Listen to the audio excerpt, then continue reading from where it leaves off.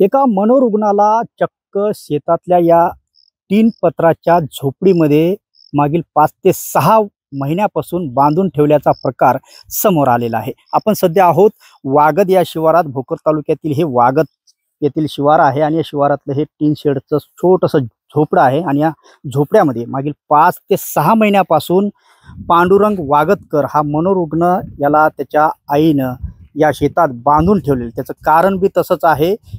आता isakal.com आहे देशातील नंबर 1 ची मराठी न्यूज वेबसाईट। प्रत्येक अपडेटसाठी isakal.com ला नक्की भेट द्या। हा मनोरुग्ण असून हा मनोरुग्ण गावामध्ये मोठा धुमाकूळ घालत होता। अनेक जणांच्या गाड्या या मनोरुग्णांनी फोडलेल्या गावकरी सांगत आहेत।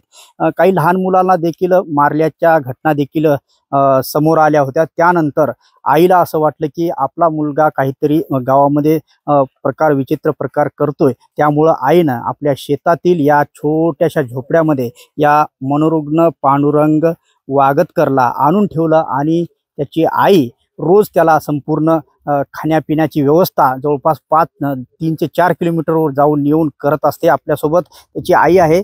मला सांगा काय नाव आहे याचं, काय कधीपासून हा असं करतो? बोला। 6 महिने झालं।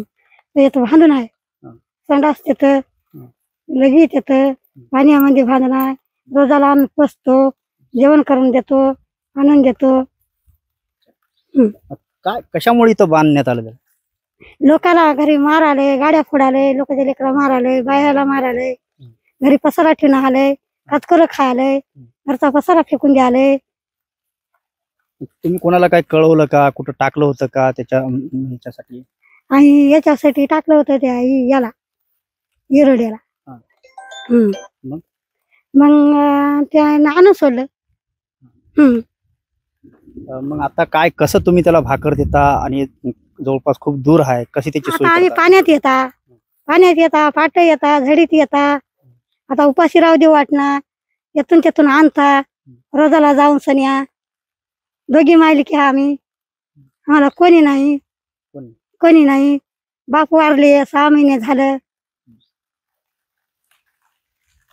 हे पांडुरंग वागदकर या मनोरुग्णाची आई होती आणि निश्चितच हे आई जवळपास 2-3 किलोमीटर या शेतामध्ये दररोज येते आणि त्याला खाण्यापिण्याची सोय करते, परंतु त्याच्यासाठी अद्याप तरी काही कुठली व्यवस्था करण्यात आली नाही। आपल्यासोबत वागद या गावचे सरपंच आहेत।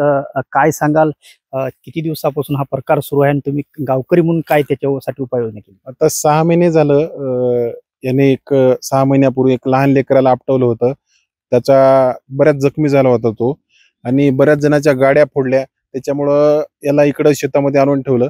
याची सध्या घरची आर्थिक परिस्थिती बेताचीच आहे। घरी कोणी नाही करतं धरतं। वडील 6 महिन्यापूर्वी कॅन्सरनं वारले।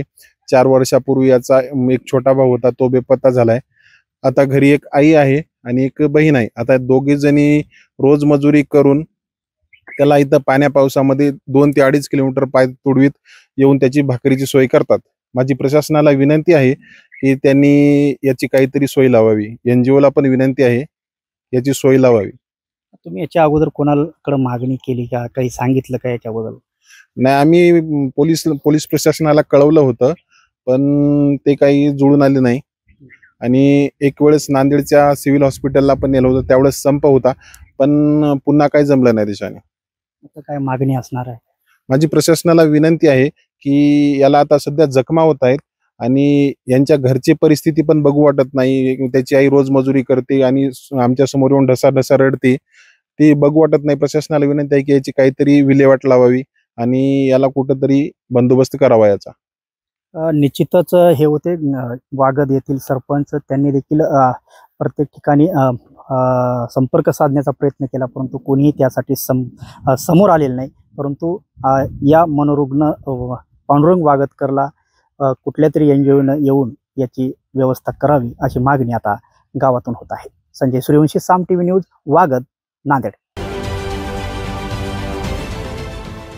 देश विदेशातील प्रत्येक घडामोडींचे लाईव्ह अपडेट मिळवण्यासाठी आता साम टीव्हीच्या सर्व सोशल मीडिया प्लॅटफॉर्मला लाईक, फॉलो आणि सबस्क्राईब करा।